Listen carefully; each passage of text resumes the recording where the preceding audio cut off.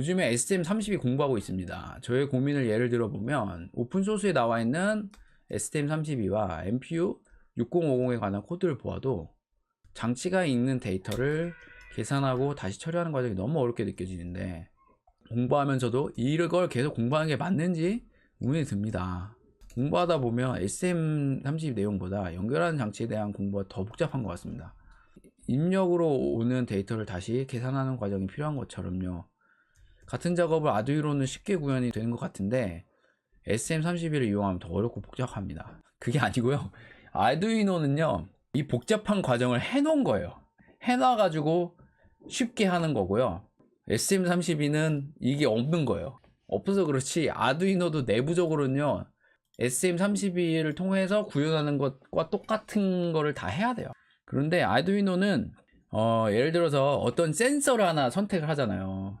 그러면은 그 센서로부터 데이터를 하나 가져오는 과정이 사실은 굉장히 어려운 작업이에요. 왜냐면 그 센서가 주는 데이터가 만약에 SPI 통신을 한다라고 하면 SPI 통신 개념 알아야 되죠.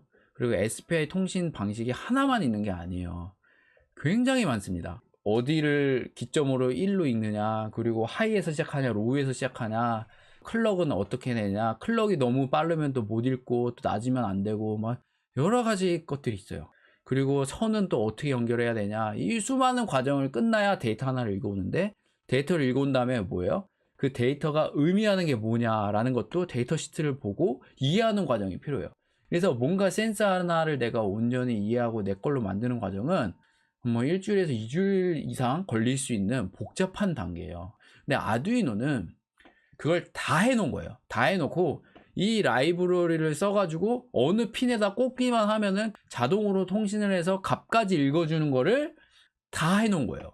그러다 보니까 아두이노는 굉장히 쉬워 보이는 거죠. 하지만 실무를 하다 보면 아두이노로 다 할 수가 없잖아요. 어떤 내가 보드를 실제로 떠야 되고 그런단 말이에요. 그렇기 때문에 아두이노를 참고로 할 수는 있어요. 예를 들어서 제가 실제로 그런 일이 일어나요. 뭐냐면 인베디드 강의 보잖아요. 그러면은 FND 제어 실무 노하우라고 한 강의가 있어요. 요 강의를 보면 제가 FND를 제어를 해요. 근데 이 제어하는 소스를 뭘 참고하냐면 아두이노 소스를 참고를 해요. 아두이노 소스를 참고를 해가지고 STM32로 옮기는 과정을 가져요. 그러니까 이런 과정을 갖고 코드를 제가 분석해주고 이런 과정을 갔는데, 이런 것들을 만약 이런 소스가 없이 혼자서 데이터 시트를 보고 연구해서 이런 코드를 구현하려고 그러면 난이도가 상당히 높아요. 그러니까 어려운 거예요. 원래 어려운 걸 하고 계시는 거예요.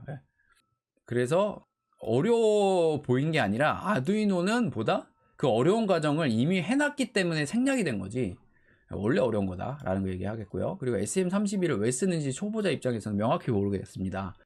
저는 드론 자율주행 관련 개발을 희망하는 학생인데요. 아직 부족해서 급한 마음이 드는데 잘하고 있는지 정말 고민이 됩니다. 이거는 왜 그런지 설명을 드릴게요. 제가 이것도 사실 설명해놨어요. 인베디드 강의 때. 여기 제가 대충 설명을 했는데, 그러니까 제품이 어떻게 나오냐라는 거예요. 자, 우선 처음에 기획을 해요. 그리고 부품 고르고요. 그 다음에 회로도를 그려요. 회로도를 그리고 아트웍 작업을 해요. 그 다음에 그리고 PCB 모양을 만들고 도어 파일 생성하고 업체에 나오고, 그리고 PCB가 나옵니다. 그 다음에 부품을 구입해 가지고 부품 위에 보드를 올리는 거예요. 여기까지가 보드를 받는 거죠. 아두이노는 이 과정이 다 돼 있는 거예요. 아두이노로 치면 이런 제품이 하나 나오죠.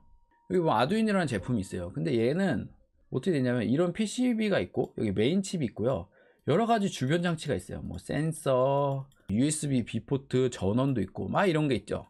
얘가 사실 회로도가 다 있어요. 이렇게 회로도가 있고 그 회로도를 기반으로 이런 PCB를 만들어야지 하고 기획해 아트웍하고 그 위에 부품을 올려서 다 한단 말이에요. 그래서 만들어진 완제품을 가지고 아두이노 공부를 하는 거예요.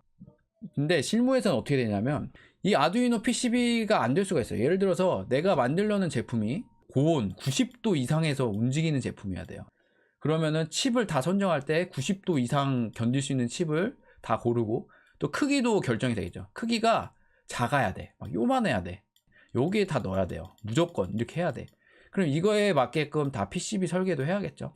근데 이 PCB에 들어가려고 하는 요만한 쬐끄만 메인 칩이 이 아두이노에서 들어간 칩과 달라요. 같은 게 없어. 그럼 여기서 들어가는 전용 칩, 뭐 픽칩이라고 할게요. 이런 칩이 나올 수가 있잖아요. 그리고 이런 걸 달아야만 이렇게 내가 설계해서 만들 수 있는 상황이 된단 말이에요. 이거 전용으로 우리가 코딩을 해야 된단 말이에요. 그러면은 내가 여태까지 아두이노에서 배웠던 이런 방법으로 할 수가 없는 거예요. 이럴 경우에는 아예 기초로 돌아가서 근본부터 다시 해야 돼요. 코딩을. 그랬을 경우에 이런 STM32 가지고 공부하는 이런 과정이 필요하다라는 거죠. 왜냐면 완전 새롭게 구현을 해야 되니까. 그래서 그 과정을 하고 계시는 거예요, 지금. 그래서 드론 자율주행을 한다라고 볼 때 보통 어떻게 해요? 드론을 사죠. 드론을 사서 이미 완제품을 가지고 그 드론을 이런 식으로 저런 식으로 기본 베이스에 이렇게 좀 고치고 저렇게 좀 고치고 해서 구현을 하죠. 근데 그게 아니라고 해봐봐요. 아예 드론 PCB부터 떠가지고 새롭게 완전 다 설계한다고 쳐봐봐요. 그럼 완전 바닥부터 해야 되거든요. 그러면은 어렵죠. 난이도가 쉽지 않죠. 그럴 때 이런 거 배운 지식이 필요하다라는 거예요.